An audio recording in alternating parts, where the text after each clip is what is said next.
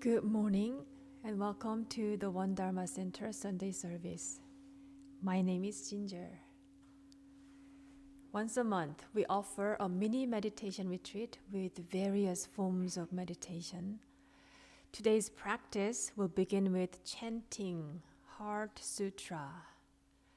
As some of you may recall, Heart Sutra concludes with the phrase Gate Gate Para Gate Parasamgate Bodhisvaha, which it translates to gone, gone, gone beyond, far beyond, now awakened. Our retreat director, Reverend Yu, said in his book, Thunderous Silence, the Prajna Paramita literature holds the core of Buddha Dharma, which is summarized in the Heart Sutra. The Heart Sutra ends with the phrase Gate Gate, and that is the finale of the Heart Sutra, and also the conclusion of the All Buddha Dharma. After chanting the whole Heart Sutra sequence together, we will continue with the chant Gate Gate Para Gate Parasamgate Bodhisvaha, which says to me, I am already home.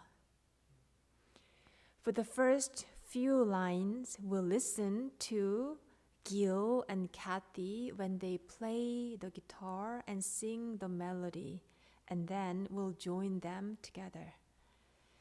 Following the chanting, we'll continue practicing and sitting in silence for 25 minutes.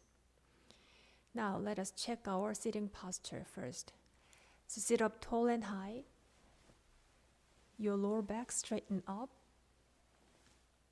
Upper chest broaden up. Shoulders are relaxed. You can put your hands either on your knees or fold them together and put them in front of your lower belly. Either way is fine. Just let your arms, shoulders comfortable for your practice this morning. Your chin is slightly tucked in. Soften your forehead.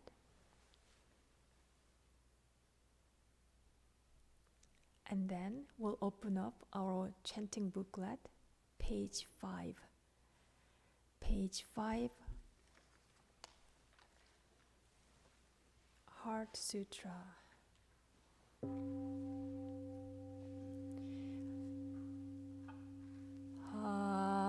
Heart Sutra.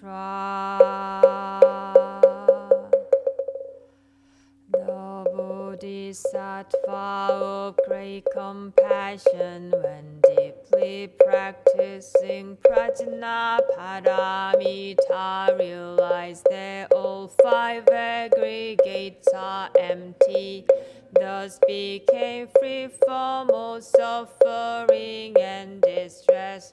Shariputra, differ from emptiness, emptiness, emptiness is from the same true of sensations, perceptions, impulses, and consciousness.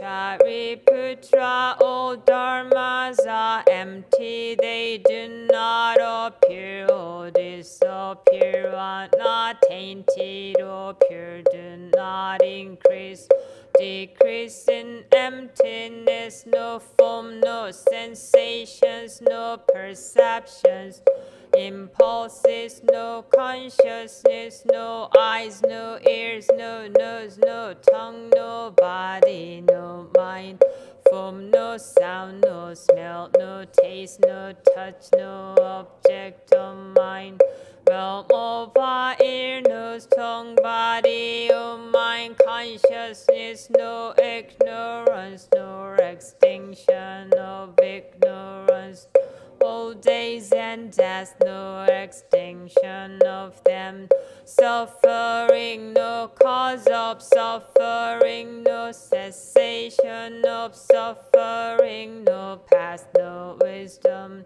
no attainment with nothing to attain.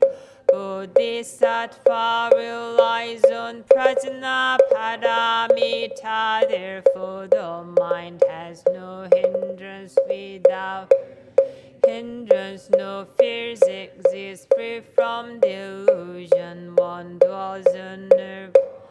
All Buddhas of the past, present, and future rely on prajna paramita and attain supreme enlightenment. Therefore know that prajna paramita is the great mantra. Great enlightening mantra is the unsurpassed and unequaled mantra, which is able to eliminate all suffering. This is Chunaf also proclaimed. Prajna paramita mantra, which says gone, gone, gone beyond, far beyond, now awaken. Gate, gate, para, samgate. Gate, gate, para, samgate, bodhisvaha. Gate, gate, para, samgate, bodhisvaha. Gate,